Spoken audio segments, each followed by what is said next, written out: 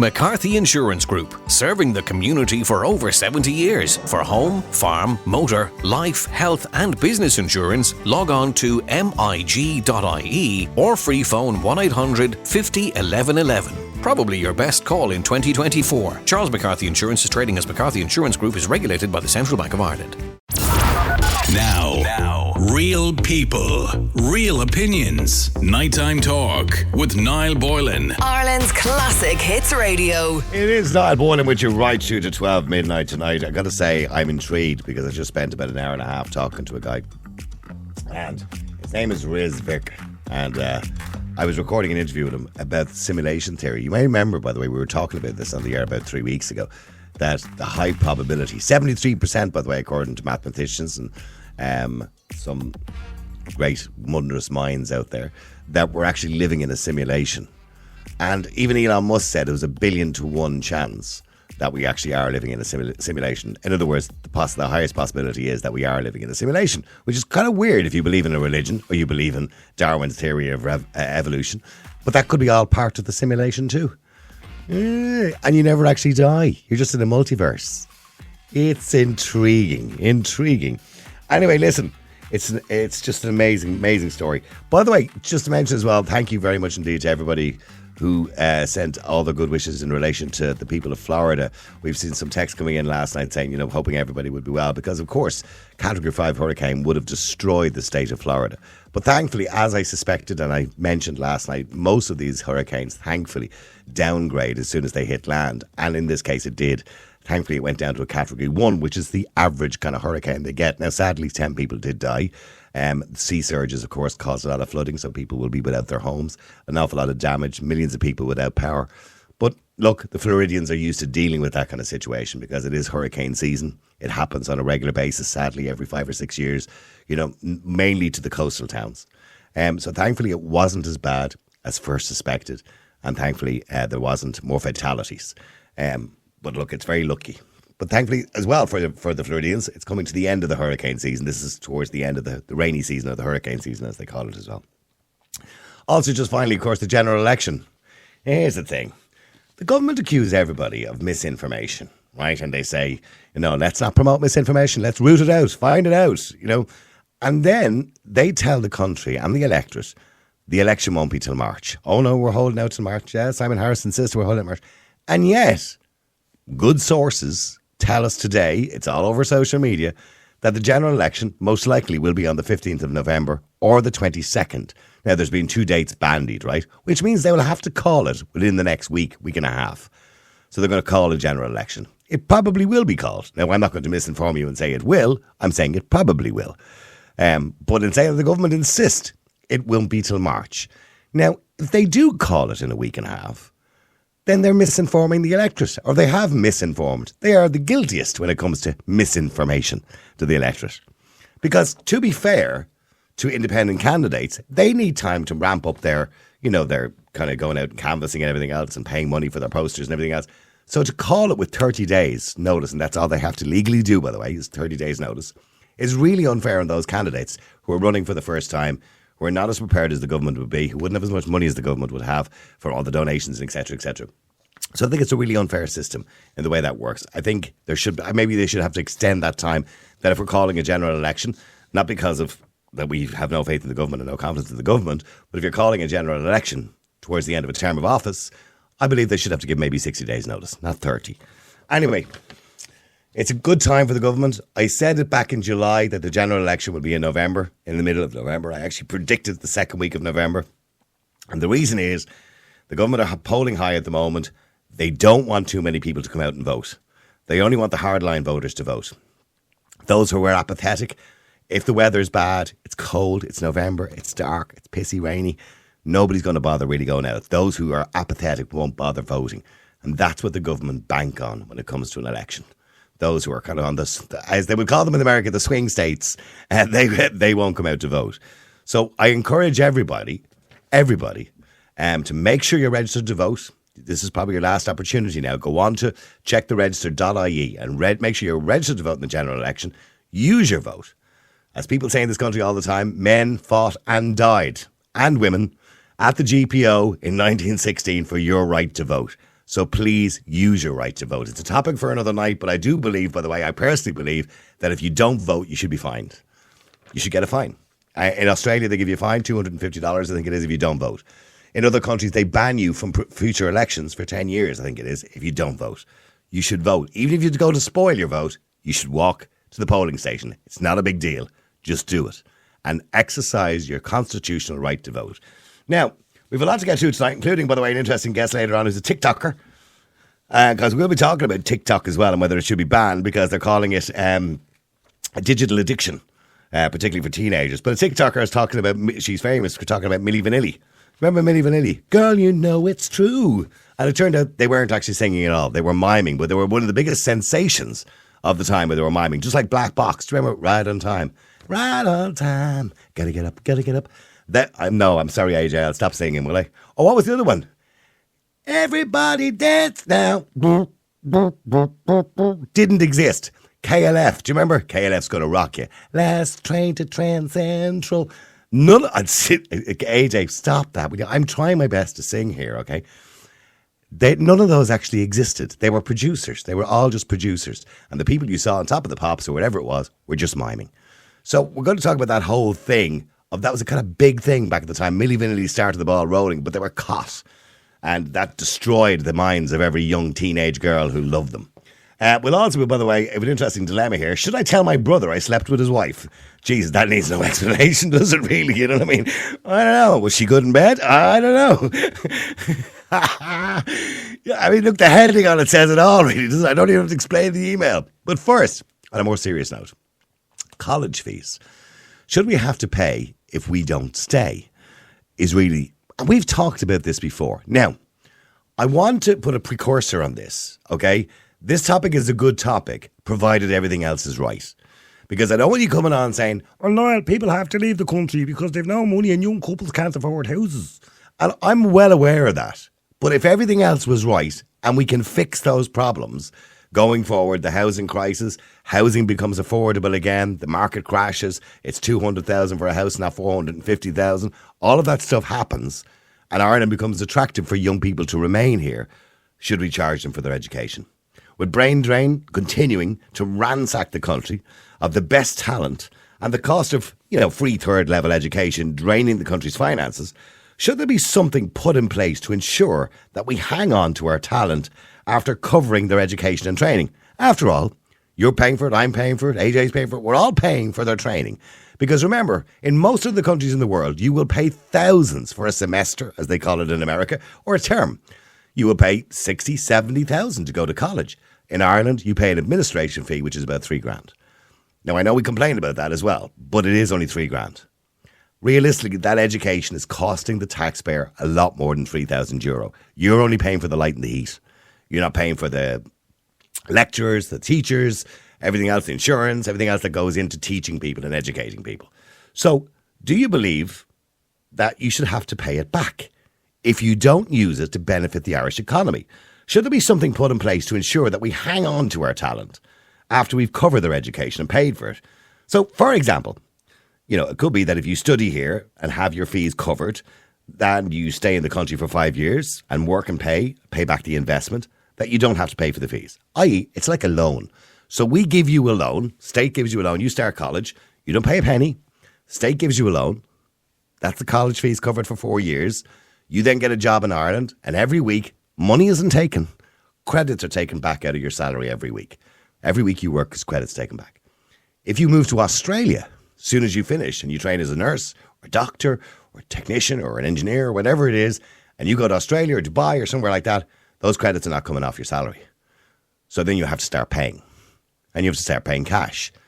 Now you're saying, well, how do we get that? We do, because I can tell you, we had somebody who worked with us from another country of the world, I won't say where it was, and the boss was contacted and told, hold on, haven't paid their education in this country, you have to take it out of their wages every week in Ireland and send it over, because we have deals with lots of countries all over the world.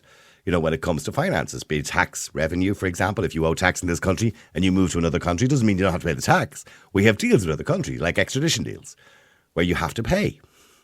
And as soon as you go back to that country and start using your education, your talent, you stop paying again.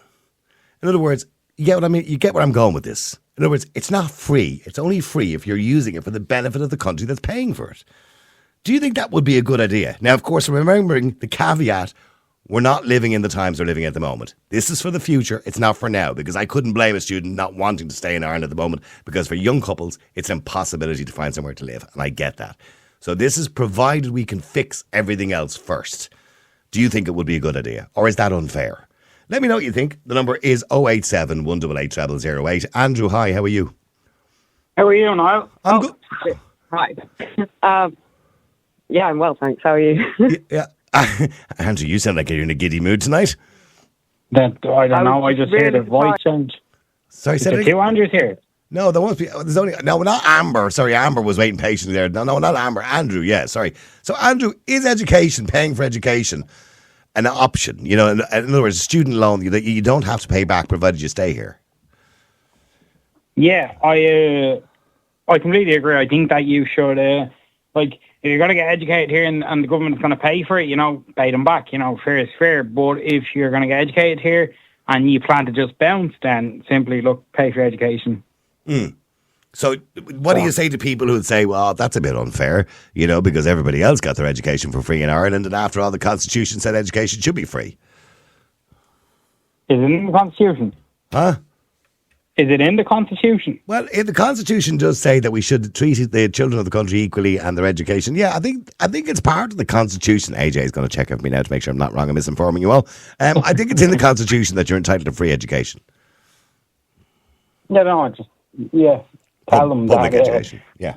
I don't know. Look, I just, there's so many people emigrating. Like, everyone's going off to Australia and Dubai, and I'm sick of seeing people leaving. I'm getting asked to leave myself, left, right, and centre, and getting offered jobs in London and everywhere. Now, I'm self-educated, so I can do what I want. But, I suppose, then, here, I think the argument here as well, though, is, can you give out to these people? They're getting educated here, but they can't fucking pay the loans back because the jobs are shite and the pay is shite.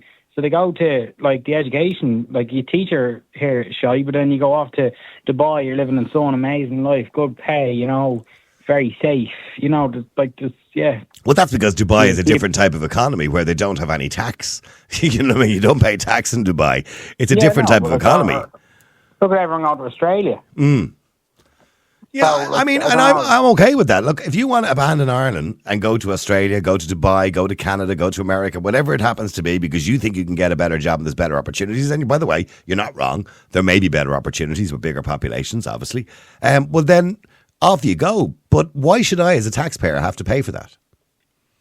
No, you shouldn't. You shouldn't. Well, I'm saying you don't blame them for going, but I think that's just the way things are. If they're getting away with it, they're not going to fucking oppose to it. No. They're going to keep her lit, as you would.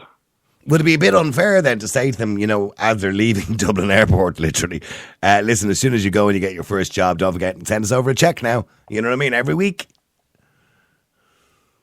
Send us some money.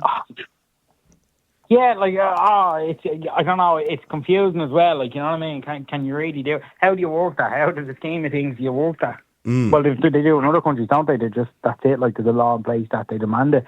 Yeah, I don't know, I'm actually really confused on that. I think, I'm kind of on two sides here, you know what I mean? Yeah, it's technically a loan. So in other words, you are paying for education, but the government are giving you a loan of the money, and provided you stay in Ireland, I'm saying, say, for a period of 5 years, you never have to pay that loan back. But if you go and leave Ireland, well, then you have to start paying it back until you come back to Ireland.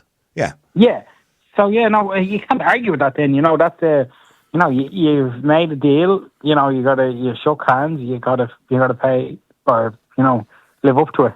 You said you'd come here, you'd educate, you'd stay to do your 5 years or whatever. Even 5 years, I think the idea of 5 years is that they think, after that 5 years, you've done all your education, you already went and got a house, and you probably try for a mortgage, and you're settled. You're not going anywhere after 5 years, realistically. Okay, just by the way, you never know. Actually, no, sorry, because college. Sorry, no, college is sometimes 4 years a degree, 3 or 4 years. Yeah. So stick it out, save another year working as an apprentice somewhere, or new in a job. After you get your degree, and then, fuck off to Australia.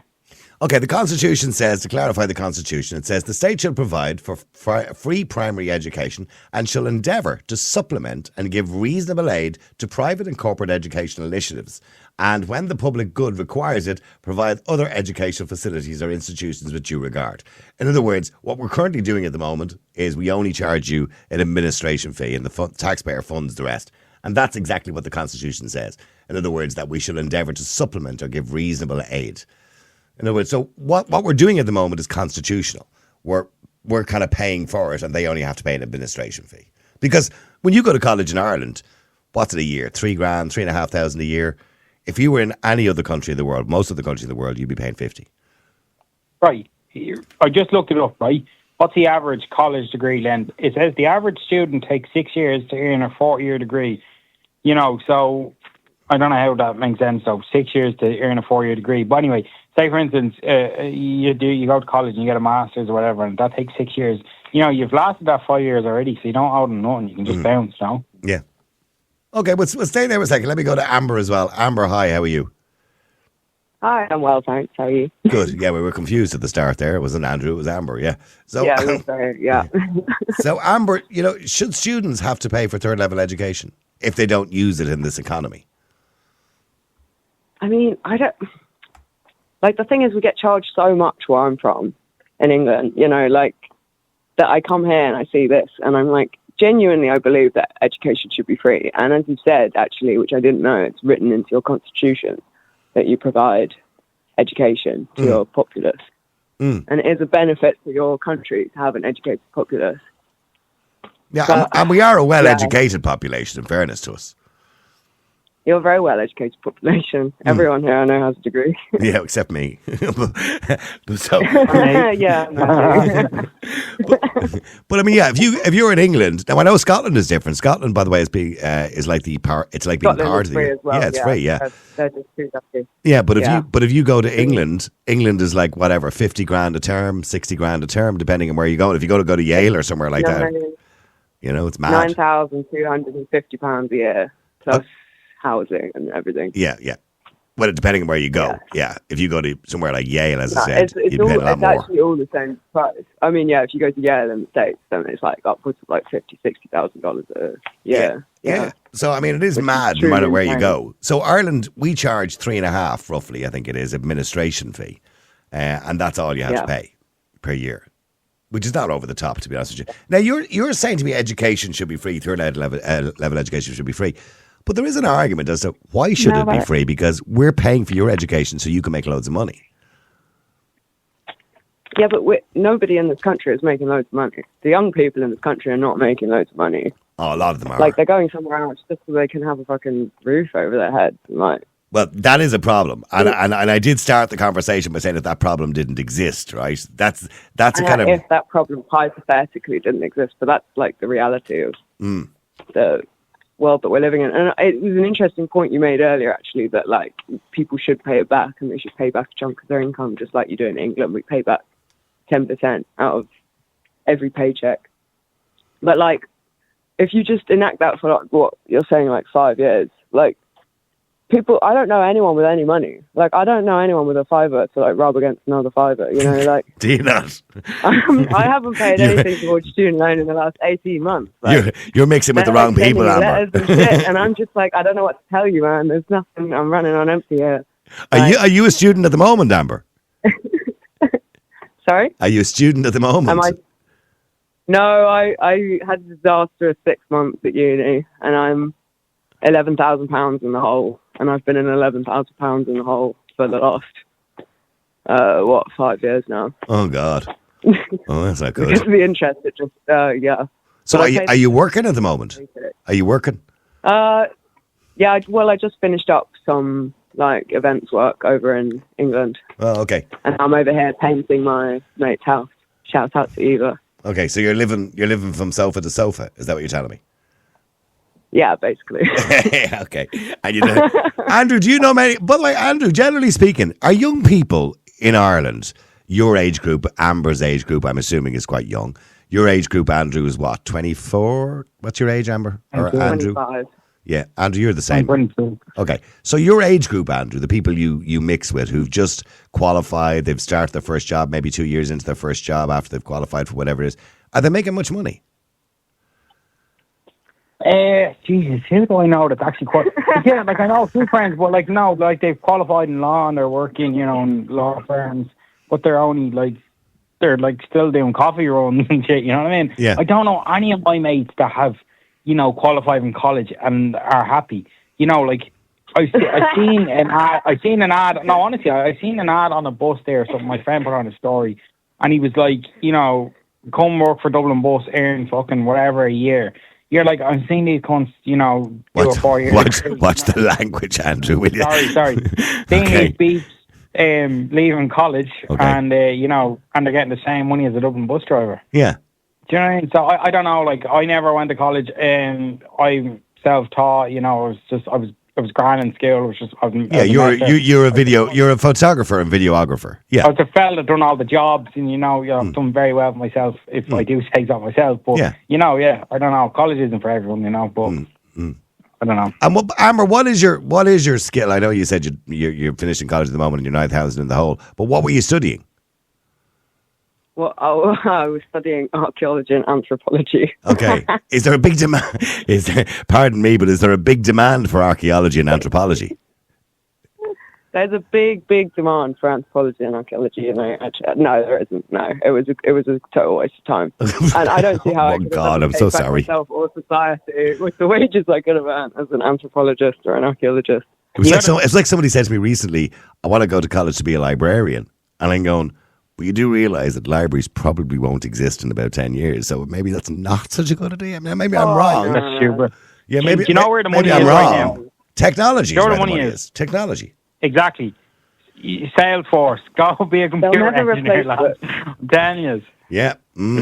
I know that. I know that for a fact, Andrew. A computer engineer. I'm telling you, like anyone I know actually that is a computer engineer is in technology properly, you know, or designs websites and is in marketing. That's where the fuck. Sorry, I didn't curse you. Didn't get the full word there. But like, I'm in marketing. Trust me, there is serious money in this. I got a call today off a well-known group in town, and they own like 26 pubs or something, and they want to give me 4 pubs on a contract. I'm like, yeah, like that's a big deal. You know, it's a lot of money. So like, if I have landed this work. It starts in January. But you know, if I continue to land this well, and then just employ more staff. Yeah, that's it. I'm sorted. You know what I mean? So yeah, I don't know. Yeah, see, the money is behind a keyboard, really, isn't it? That's where the money is. Years ago, it was the Industrial Revolution. Now it's the Technological Revolution. I know that because my son, who I know you're familiar with, Andrew, my son works in technology, and he's a software developer, and he does well, extremely well. Yeah. So stay there, Andrew and Amber. Let me go to Susan. Susan, hi, how are you? Hi, Niall, how are you? Good. Susan, this idea of free education that we have in this country, you know, I'm all for it, provided that money and the career is used to benefit our economy. But we're seeing more and more of what we call the brain drain, which is the talent leaving this country, you know, and then using that money we've spent as taxpayers to benefit another economy. So is that fair? I think it depends. It depends on the situation. My son, for instance, he went to university when he was 22, 23. And he's just completed a master's degree in psychology, and you would think that we need psychologists. You would imagine so, yeah. Mental health services with the HSE are suffering. People are suffering that are using these services because they don't have psychologists. And anyone that you know that is in the system with the mental health services, every single psychiatrist and psychologist is from another country. You know, so you train them and they go through the master's degree, and then they try to find a job and they can't get one anywhere. But is it a case that they're either trying to find a job and can't get one anywhere, or they would just get better money and better opportunities by going to Dubai, Canada, Australia, America, whatever it happens to be? Because I can only speak for my son, and I know that he has sent out over 170 CVs. Now, he got a 1-2 on his master's degree. Wow. And he can't even get a job in Aldi. And he has said, I literally will do. So he's anything. overqualified for Aldi, but just can't get a job because there's a moratorium on hiring within the HSE, isn't there still, I think? Well, yeah. I mean, the thing is as well, with the university courses over here now, I can go on what my friends children are going through in the UK, and I can compare it with so just because you hear my English accent, I'm not just slating the Paddies again, but there is a little bit more follow-up. There's more career guidance in the universities in the UK. And over here, it's like, okay, well, look, there's your degree. Bye now. Yeah, there's a bit of paper. Off you go now. See you now. Nice knowing you. What do I do? Yeah. And then you send out 170 CVs. You phone your professor or whatever that was in the university with you, and you say, oh, I'm finding it difficult. Can you give me any help? Or do you have like a careers help or whatever? Career guidance. Yeah, career guidance tutor or whatever. Absolutely nothing. And they look at you as though you said something in Japanese. Like, what do you mean?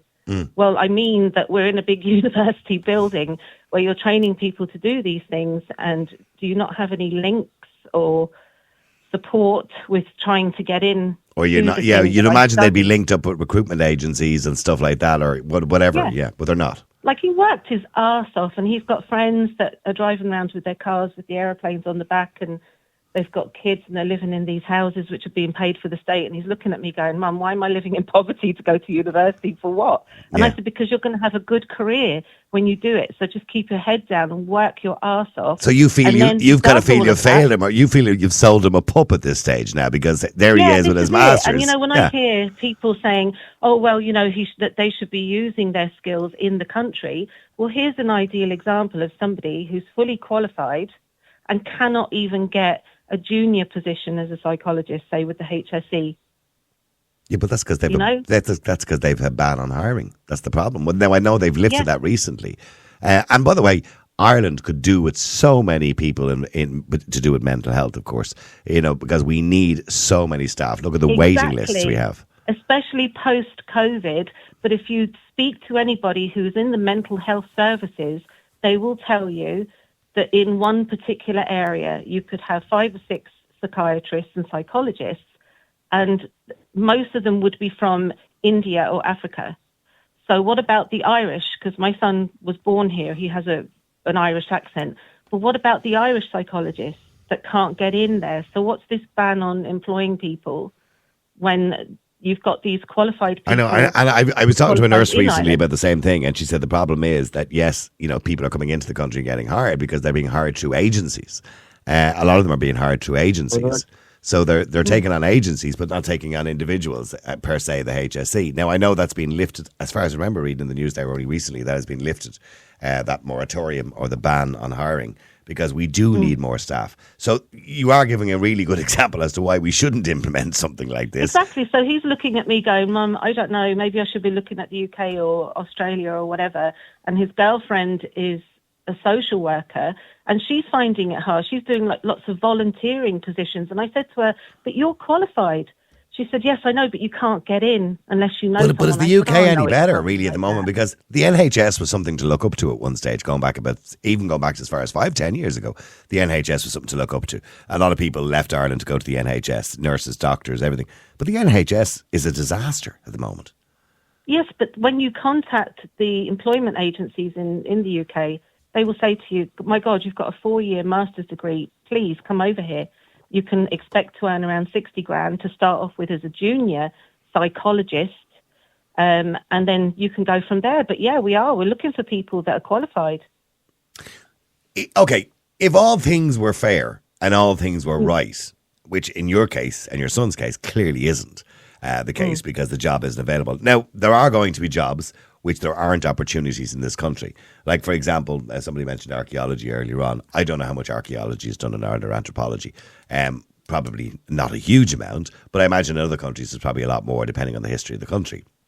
So, in other words... Yeah, but my father is in his 80s, and he says there's a lot of people that do a bit of, sorry about the French now, but a bit of bollocksology when they go to university. And that's why Sean sat down and said, let me do something that I know I can get a job in. Yeah. You know what I mean? Yeah, you would imagine there's a big demand for that. Yeah. Study art for 5 years, go to the pub, have your pint and stuff like that, and talk about art. But at the end of it, when you come out, what job can you do? But I think with psychology and the fact that we need it so desperately, I just cannot believe it. I'm walking around going, what? He didn't choose something silly to study. So I'm not saying that, archaeology is silly, but at the end of the day, we were being practical, and, he works so hard and he's so good at it. And he's a naturally caring person as well, because a lot of people that do those kind of degrees can be a little bit practical. And is he proficient in just adult psychology or child psychology or both? Well, he would prefer, young adults and going upwards rather than children. Now, there are lots of people that specialise in children as well, but the mental health services, as far as the young adults are concerned, is totally under pressure and failing everybody. So, this is ideal. Get him his degree, slot him in, off he goes. Okay, do me a favour, Susan. Wait there if you can, please. I've got to go to a quick short break. Lee, James and Radhika, I think it is. I will be with you straight after the break. The number is 087 188 0008. We're asking, should students have to pay for their education in Ireland? Now, there's a caveat in there. If they stay in Ireland and use the education, if there's something available for them, based on what Susan said, maybe there isn't, but if there's something available for them, well, then they don't have to pay. It's only if they leave, say, after a 5-year period or before a 5-year period, I'm suggesting that maybe they should have to pay back taxpayers for the money we spent on their education. All right, stay there if you can, Susan. Let me just go to Lee. Lee, hi, how are you? Lee, is it? Hello, Lee? Are you there? Are you? Hi. Leah. Leah. Sorry, I do apologise. Leah. I do apologise. No, hi, how's it going? Good. Leah, okay, you sound young, so are you a student? I am a student, yeah. Okay, so how would you feel if I said to you, instead of paying your $3,000, whatever it is per year, or 3,000 or 4,000, depending on the college you're in, you pay nothing, absolutely nothing. It's completely free. But if you leave the country within 5 years after you finish, your degree or you finish your qualification, and you don't use that to benefit the Irish economy, well, then we start asking for it back, and you have to pay it back weekly. If it was in the situation where there wasn't a housing crisis and the prices of everything weren't extortionate, I would say, okay, fair enough, to an extent. Now, personally, I'm in a PLC course, so I'm actually only paying €50 for my course. Okay. So realistically, that's kind of a reality for me now, which is great. I think that's absolutely amazing. Okay. But so you've another 4 years to go after your PLC, yeah. Yeah. So I'm actually in my third year of PLC now. Oh, okay. Sorry. Yeah. But it's a level 6, so I can skip into the second year of, say, a level 8 degree. Oh, okay. You understand? Yeah. No. I get where you're going. Yeah. Yeah. Yeah. So if you go off to Australia, it's like, let's say a nurse, for example. I don't know what you're doing what you're studying to be, but let's say a nurse qualifies after 4 years, and she decides, I'm not staying in Ireland. The money's better in Dubai. The money's better in Canada, whatever, Australia. I'm going now. And we've subsidised that education over a course of 4 years, because if you did it in any other country, in England or anywhere else, it would cost you a lot more. Do you believe they should have to pay it back? Or start paying it back? I'm not saying all in one go or anything like that, but it should be deducted maybe from their wages in Australia, as Australia would do to an Australian living in Ireland, for example, if they didn't pay. I feel like if Ireland were doing everything the right way, people wouldn't be leaving the country to go to somewhere that's better. If you understand what I'm saying. If Ireland treated it, especially when it comes to the prices of everything and how affordable it is to live or work in Ireland, if everything was to the same standard as, say, Australia or Canada, people wouldn't be leaving to go there in the first place. So we wouldn't even have the problem of people getting an education and leaving. Like, if we had the facilities for people like going into new industries after college, we wouldn't need to leave. But Leah, during the Celtic Tiger, which you would have been obviously quite young, the Celtic Tiger back in sort of 2000 to 2006, and around the peak of the Celtic Tiger, there were still people leaving this country. Even though the earnings were good, the employment was great, we had wonderful salaries, which were probably higher than most salaries are now. And yet young people were qualifying and still leaving the country, because some young people just want to travel. They just have this thing that they want to live in Australia, or they want to go to Dubai because they can make more money. Because some countries do pay better than we do. But that's always going to be the way, because we have a smaller population. Yeah. So, do you understand what I'm saying? So people will always want to travel. Now, more so now, and you are right. I mean, I feel sorry for young people now. I don't know how you could afford a house at €470,000 unless you're Rothschild or somebody like that. But I understand why people want to travel, the need to travel. I think it's a right to be able to travel. I don't think you should have to pay extra money for your education because you want to go out and travel. I think you shouldn't discourage students. I wouldn't discourage. You are right. Yeah, it is a right. No, you are right. It is your right to go wherever you want in this world. You're quite welcome to do it, provided you legally do it. But here's the thing. We've just paid for your education. So, the taxpayer, when I say we, collectively, the taxpayer has paid for your education.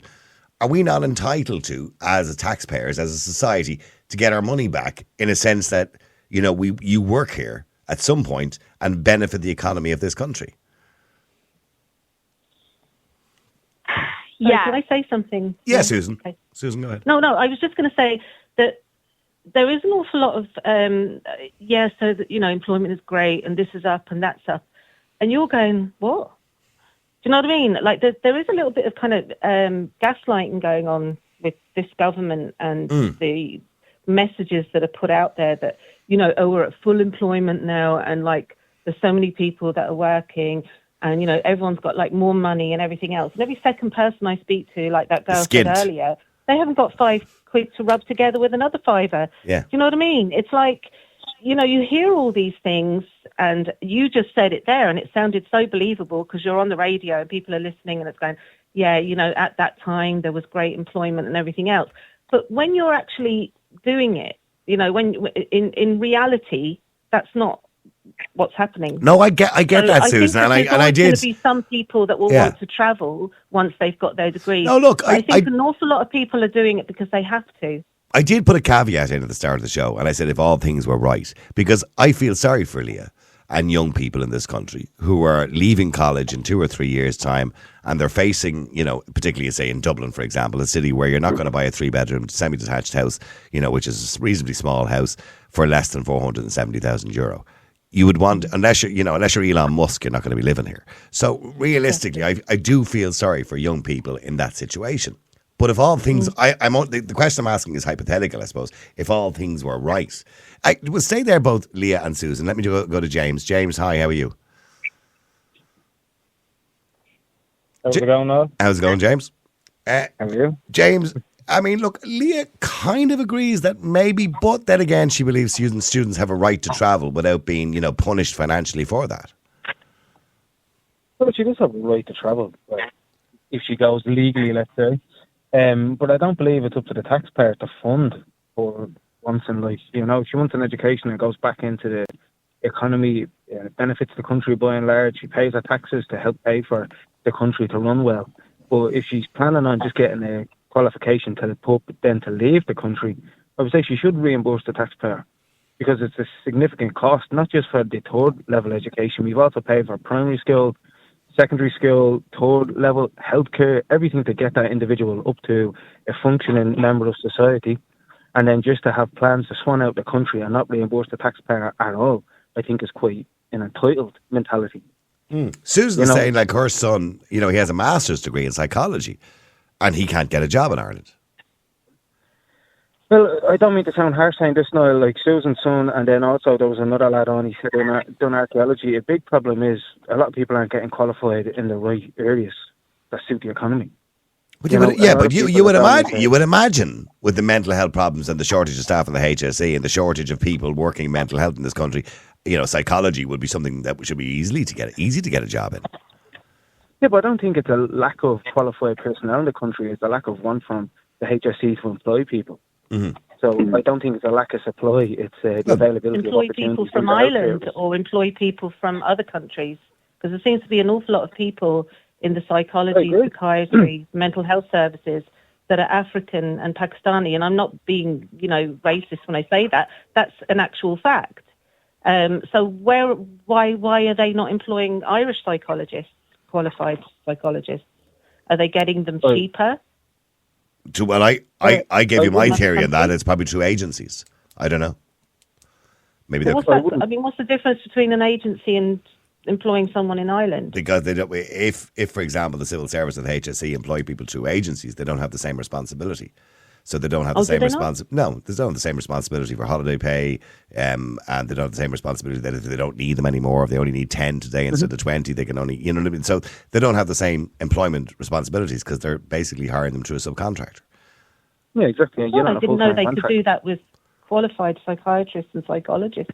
I didn't think they could do that. Maybe nursing staff or, that type of... Well, I don't know. I'm only surmising. I said I don't actually know if that's the answer, but I'm only trying to guess as the answer as to why we are saying... Yeah, no, we're doing the same. We're kind of wrecking our minds, like, why are there all these people from these other countries in the psychology and psychiatry and the mental health services, and yet we've got really good courses in our universities for psychology and psychiatry.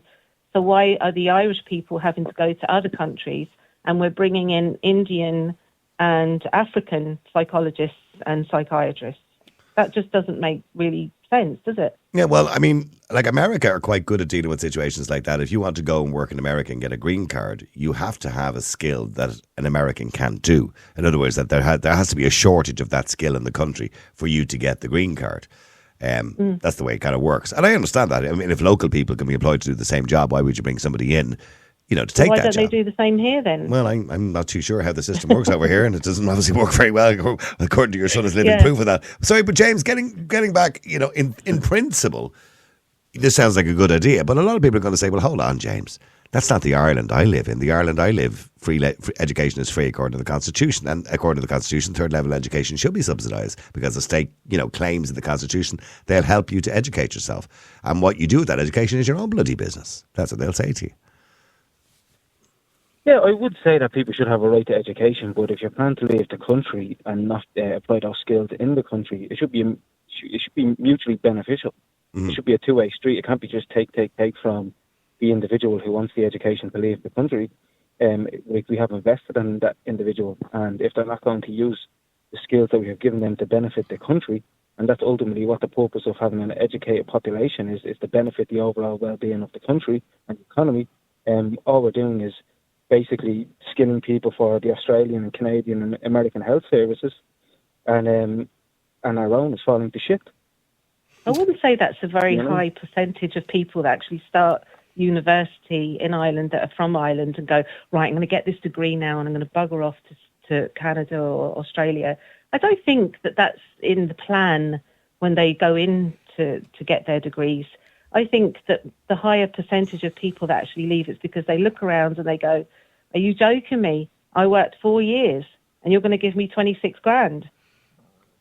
Do you know what I mean? And they just go, do you know what? It's not that they're, getting their degree and then running off and using it in another country. I think that's completely wrong. I think that would be a very small percentage of kids that go into university. I would agree, James. In their head. I don't think 19-year-olds have a plan to leave the country after they qualify or get their masters or whatever. I think it's something that happens naturally when they get to that point. And they say, well, hold on, I'm looking at people in my industry and they're only getting paid 40 grand. I can go to America or Australia and get twice that. And lower taxes. But surely you would have researched these things before you took up the course, no? That you wouldn't be satisfied with the pay scale. So is that just poor planning on the individuals? Let me ask Leah. Sorry, Leah, can I ask you, Leah, what you're studying, by the way? I'm media. Oh, okay. All right. Oh, God. It's an industry that's shrinking, can I just say. Okay, so... I mean, what do you plan to do in media? And by the way, if I'm asking nosy questions, you can tell me to mind my own business. But what do you plan to do in media? No, I'm totally fine with this. Yeah. So I'm looking at doing a bit of radio and also social media accounts. Okay. Running social media and PR. So here's the thing. You could probably earn a lot more money outside of Ireland than you could in, like the UK will pay you a lot more than you would get paid in Ireland in media. So yeah, very true. Okay, so have you thought about that already? Or are you thinking to yourself, no, I'll be quite happy if I go into radio production, for example, in Ireland, I'll be happy with the 35 or 40,000, depending on, by the way, if you're in a national station or a local station. If you're in a local station, you get paid less than that. Are you quite happy to do that? Well, I don't plan on moving out of Ireland for the next couple of years at least. I actually do plan on staying in Ireland and working in Ireland for a couple of years when I finish college. Mm-hmm. Now, I do have about 2 years of college just because of where the route I've taken for education-wise. Yeah. I do have another 2 years ahead of me, so after that I don't really know what the story is going to be like. Okay. But have you researched, how much people in the field that you're planning to go into, be it presentation or production or whatever it is that you'd like to do in radio, have you looked into how much money that on average they earn? Yeah, it's about 30 grand, which obviously isn't... It's crap. You could probably earn as much in Lidl or Aldi. Right, yeah. But the plan is to freelance other jobs as well. So I'd have another side hustle, which would be kind of freelancing social media as well. So I would be working 2 jobs. Oh, okay. But that's what I like and that's what I want to do, because I'm not really a person who is I wouldn't go by the grain. I'm like kind of go against the grain a lot with just my whole personality and everything. But well, then you suit media perfectly, to be honest with you, if that's what you do. Well, stay there. It's a bit of me. Okay, let me go to Elisa. Is that right? Am I pronouncing that properly? Yes, indeed. I just want to say a couple of things. James, are you there? I am. Okay. Tell me, would you do this, yes or no? Would you do education for minimum 5 years and for 2 years only earn between 27 and 30k after 5 years education and really becoming a master at your topic? Would you do that for 2 years for less than 30k? Well, first of all, I have worked for jobs for a lot less than 30k at the beginning. I'm not saying that. I'm saying go through the education system. Okay, right. So just because you have just because you have a credential, right, doesn't give you an entitlement to a certain living standard. You understand? Your qualification is only as valuable as the opportunity. Okay, hang on. I can only hear one at a time. Let James just finish answering it, and I'll let you back in, Elise. I promise. Go ahead, James. The qualification is only as valuable as the demand in the marketplace. That is it. Nothing gives you an entitlement to a certain quality and comfortable in life. And when you come out of college, you are still inexperienced. You have no experience. With your postgrad. Yeah, your postgrad. Yeah. So you're good at doing PowerPoints and maybe Excel spreadsheets and talking theoretical. But in the practical, real world, day to day, dealing with high pressure situations where you build up experience and you learn how to cope with those situations and managing people and, just navigating through the workforce. I get the gist. Sorry, I don't have a huge amount of time, but at least I suppose the point he's making is very few people would expect to walk into a high paying job straight out of college. I know, but you're on it. Going back to the point that you're asking students to pay back, okay? Well, you're saying to pay it back within 5 years. No, only if they leave the country. You're going to offer us very little money. How is it going to be? How is it beneficial to us as well? Like, why do you think we're leaving? Because in the grad roles that we're getting abroad is still much better options. Now, on the second point that I want to make, we have master students come into this country. They come in for 1 to 2 years max. That's all they want to stay. They're usually Indian. They're usually Chinese, Asian. Okay? All walks of life. They're paying between 12 and 18,000, depending on the course, per year. Yes, that's right. So that money is going back. Absolutely. But hang on. But that still doesn't cover the bill. We have a massive bill in this country when it comes. By the way, I don't mind paying it. As a society, we have I believe, an obligation to educate the people of this country. So we do that constitutionally. We do that as well. But all I'm asking is, we're seeing a massive brain drain at the moment with great talent, nurses, doctors, educators, all leaving this country and using the education that we have paid for as a society, as taxpayers, as a grouping. They're using it to benefit another economy. Now, I'm not suggesting that they have to pay for their education. I'm actually suggesting even better than that. I'm saying even the $3,000 you pay at the moment, you shouldn't have to pay. But if you leave the country within 5 years of qualifying, I'm saying maybe then you should have to start paying it back. Yeah, but I'm just saying, I'm just giving my perspective is that, it's not just they're not just leaving because the job market is hard to get into. They're leaving for other factors, like the other girl said, like housing situations, whatever. But also weather. Yeah, there's other factors why you're leaving. It's not just because... That's besides the point. Your motivation to leave is irrelevant. The question is simply, if you have had a taxpayer-funded education, and if you're not going to use that skill in the economy and put back into the coffers, into the country, that benefits the country, that's the justification will be pay for your education, should you reimburse the taxpayer to a certain degree, regardless of your justification for leaving the country?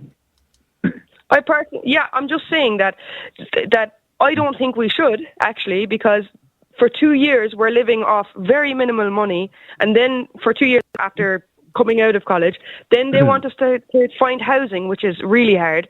We're living off very little money. Do me a favour, both of you, actually. Thank you, Susan and Leah. But Alicia and James, I'll get her to give you a quick call back after the news, both of you, all right? And I just finished that conversation with you because it is an interesting conversation. And if anybody else will take it maybe for another 15 minutes after the break, because it is an interesting conversation. I think Martin or somebody else there wants to make a comment in relation to it as well. You can text us. The number's 087 188 0008. Alicia, James, they'll call you straight back after the news, all right? I promise. My brain went into a delayed reaction there. I was going to go, what am I waiting for? Press the button. I'll just press the button. Anyway, yes, this is why we train for so long to work in radio. Let me go back to Alicia, James, and I'm going to come to Martin as well in a second in relation to this idea of paying for your education. Alicia, I understand the point you're making is, you spend 5 or 6 years in college and then you have to do, kind of grad roles, which kind of for little pay. And I get that. But hasn't that always been the way it is? When we do the 5 years, especially when it comes to thesis and stuff, for my degree anyway, we're providing companies, top companies, like Big Four companies that come into college to us. They pitch ideas to us, and then they want us to work for free for basically 9 months to research a topic for them, and then they use our research to benefit their Big Four company, and we don't get a job at it at the end of that. It's a lot more than just doing presentations. We're working on. But can I ask you what area you work in, or what area? I'm currently in my master's for ICT. Okay. In the ICT sector. And when I say we're doing theses, we're doing like 200 pages between 3 people, and we're doing primary research, secondary research. We're giving them information to benefit their company. They're not offering us jobs at the end of that. They're taking what we've done and they're using it to benefit the Big Four. But surely, so hang on a second. We're not learning from a book. No, I understand that, but information and communication technology, right? Surely there are jobs. I mean, I know my son is in technology, right? He's 27 years of age. So he did his software engineering, it was like 4 years or whatever. Then he did a postgrad, which was like, I think about a year or 2 years. I'm not too sure, where he was on okay wage. It was kind of low enough. Now he's on a really good salary. But you have to, fair enough. You have to work your way to that. I'm not doubting that. But I'm just saying that the economy, there's other factors to factor in. Now, if the government turned around to us and said, gave us the opportunity to stay in Ireland on that wage, and other people that have a little bit more experience, sure, we'd be putting taxes back in as well. But well, James, I am listening to what Alicia's saying, and maybe the system needs to change, that when you do qualify, be it information technology or software engineering or whatever it is, technology seems to be the way to go, certainly for students at the moment to make money, that, you get paid a decent wage rather than, you start after you do your master's or your degree, whatever it is, that you're in a job for 25 grand. In today's world, that was okay 30 years ago, James, but in today's world, that just doesn't wash, does it? No, it is a very low entry pay. I'm not going to lie, I don't. But to be honest, for an ITT qualification, would you get 25 grand straight out the gate? You'd probably get a bit more than that, likely. I don't know. No, you won't, James. James, no, you won't. Okay, right. What would that be an hour? So 25 grand. Hold on a minute. So hang on a sec now. ICT is a big sector. It's not just software. It's not just creating software like this. You're saying to me you're getting less than minimum wage. 25 grand by 480. I was the one who said 25 grand. She's not. I don't know what they get. I said between 28 and 30 grand is what they're offering students. That is, like graduate roles, a graduate role. Then before you even get the graduate role, you're working on a thesis where you're after putting hours and hours in to Big Four companies, where they take your ideas, where it's real problems, like it's not make-y up, believe-y case studies. It's actual real, right, this is what we want to do. This is the I know, and they're using your work that they got practically for free, and they're using it commercially to make money. I get that. No, I understand what you're saying. Yeah, and that's a lot of work. But Alicia, let me go back a little bit in time, right? When I started out in radio, I was working in a nightclub as a DJ. That's how I earned a living. And I got an opportunity. I wanted to work in radio. This is 30 years ago, to be a reporter on a show. Do you know how much money? Do you know how much money I got a month? I'd say maybe 12, 13 quid a week. I was getting 20 quid a month to cover my petrol. That's all they gave me, right? 20. And by the way, radio hasn't changed much. It's kind of like you're lucky. We're lucky you're here. You know what I mean? But here's the thing. Was that 30 years ago, Mr. Boylan? It was 30 years ago. Okay. Right, so the price of a house 30 years ago was 28k. But hold on, I was getting 20 quid a month to cover my petrol. That's all. I had to throw a receipt in for my petrol, okay, because I was a reporter. So in other words, I wasn't getting paid. I did that for 2 years in radio. I got no money. I didn't get paid. I subsidised myself by still continuing to work in nightclubs, right? So that's what I wanted to do. I wanted to work in radio. And people in radio still do that. They're interns, they come into radio, they work for 20 or 30 quid a night as an intern for a couple of years, hoping to get the break. Now, thankfully, I got the break at some point. I got my own show on a radio station, and then another presenter got very ill, and I took over his job, and I got really well paid for it. So, but that's just the way it works. So what I'm saying to you is, you know, you don't have exclusivity when it comes to, say, ICT. You don't have exclusivity on getting, you know, post-grad bad pay. That's just the way it works, isn't it? Yeah, but we're talking about paying the money back. Yeah, I know, but I wouldn't have a difficulty, and I don't think most people do. Like I'm actually making it better with the suggestion I've made. You don't even have to pay the current $3,500 that you pay administration fee. I'm saying scrap it, get rid of it. You don't even have to pay that. The government gives you a hypothetical loan, not a physical loan, but a hypothetical loan, say work credits. I don't know, 2,000 credits. Let's say I'm making this up as I go along. And then when you get your first job, as soon as you start getting paid, every week you work, that reduces in credits over a 5-year period. When you get to 5 years, 0 credits, you don't owe the state anything. You've never paid a penny, you're just working in the country. So you're benefiting the state by paying tax. That's all. If they could guarantee us jobs as well, that maybe it might work. But where's the 18 grand? Like there's 65, Mr. Boylan, there's 67 people in my class. 10 of those people are Irish. The rest are Asian. You do the math. And they're paying 19k. Mm-hmm. But that may be the case. Yeah, but that may be the case in that course.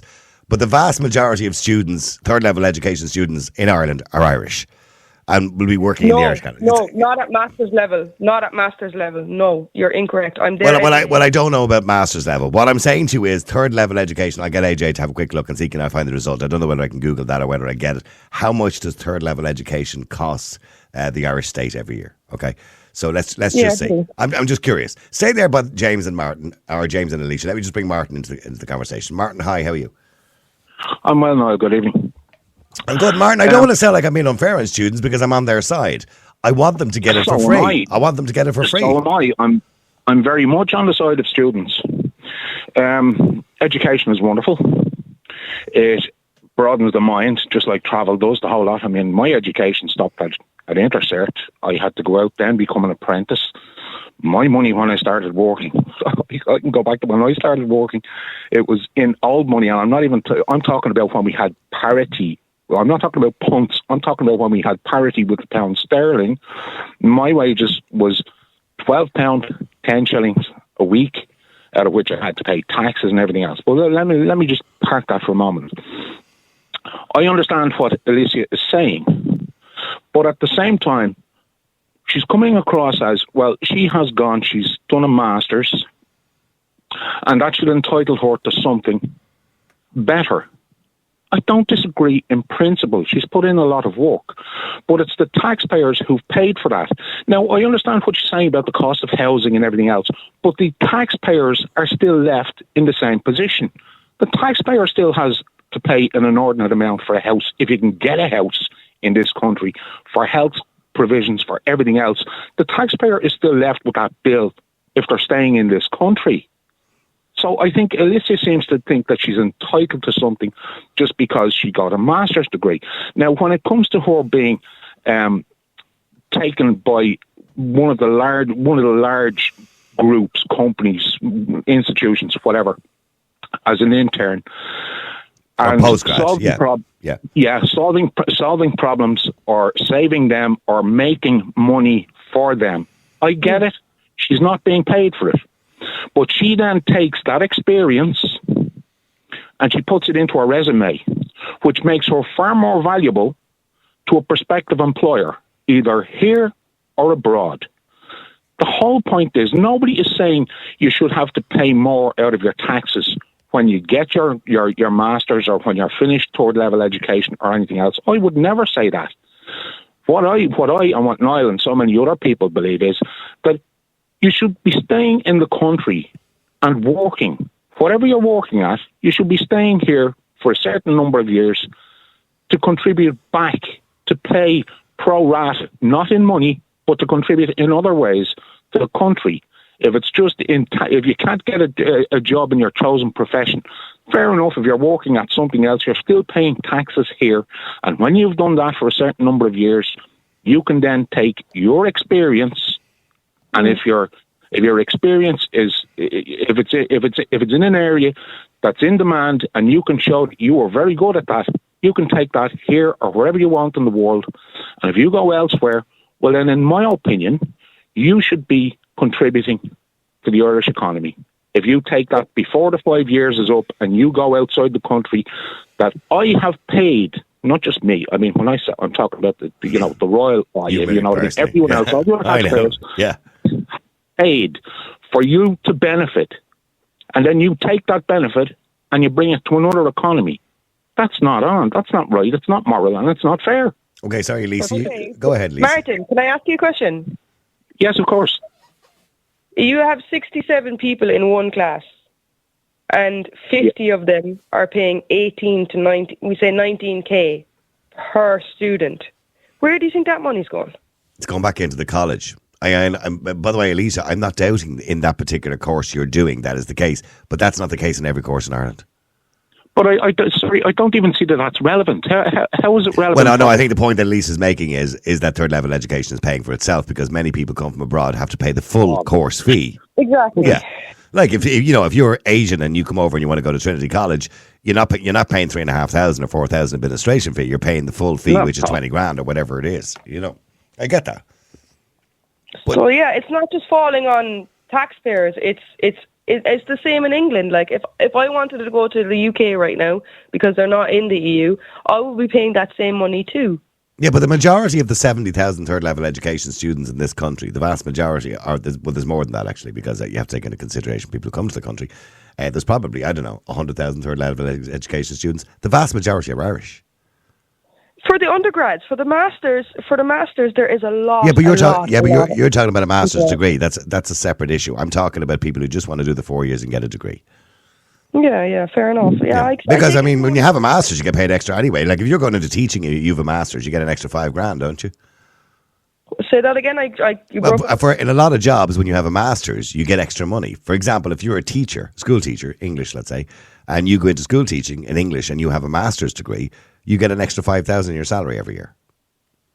Well, I'm not in that. I'm just saying, so having a master's is valuable. It's worth money to you. It is currency as well. I'm just, the point I'm making is that yes, it's falling. I don't think where you need to be going at is at the students. I just don't think it's there. I think it should be in other avenues. But I take everybody's point on board. I do see what you're saying could work in the long run. It could work, but if they could guarantee us, a lot of people aren't even getting graduate roles here. Now, a lot of them are. That surprises me, Elisa, because, ICT and IT and software engineering and all that kind of stuff is in big demand. Ireland, for a small country, the amount of multinational companies we have in this country. Now, I know they did lay off people after COVID because they expanded very quickly over COVID because of the demand of online services. They let a lot of people go after COVID, but a lot of them are rehiring again now. So yeah, there is. Don't get me wrong. You are getting graduate roles, but long ago, like you know yourself, where you'd have security. Like if you got into, I don't want to name any companies. You know, name them: Salesforce, HubSpot, PayPal, Google. I mean, they're all over here. Every one of them. If you got into a big company and you were doing pretty well for two years in your grad role, you know, you would nearly have some level of security within that sphere and that company.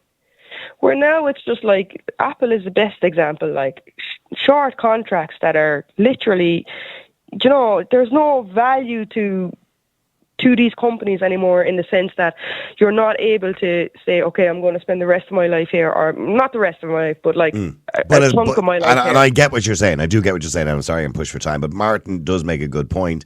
That's okay. You might only get a 6-month contract with Apple, let's say, or a 1-year contract on a postgrad role. But in saying that, it's on your CV. That to you is valuable. If you want to take it. Yeah, sorry, Martin, very quickly. Yeah, so can I just say very quickly? I mean, I understand exactly the points Alicia is making about job security, the whole lot of it.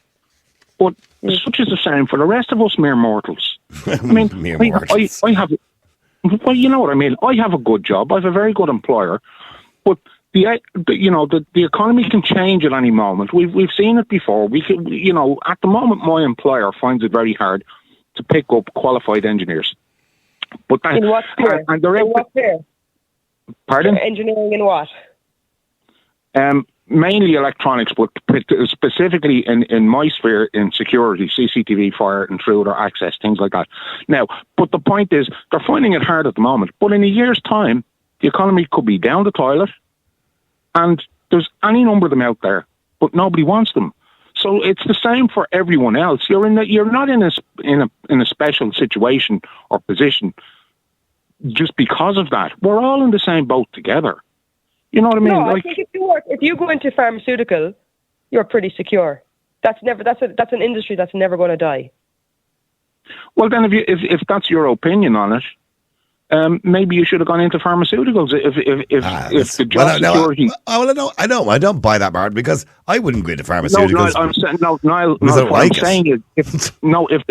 What I'm saying is, if the job security is the primary element, maybe that's the role. Anyone my age, all we want is security to somehow afford a mortgage. Realistically now, whether you've gone to college or not, that's exactly the same. That's my point. It's the same for everyone. We all want to be just able to live.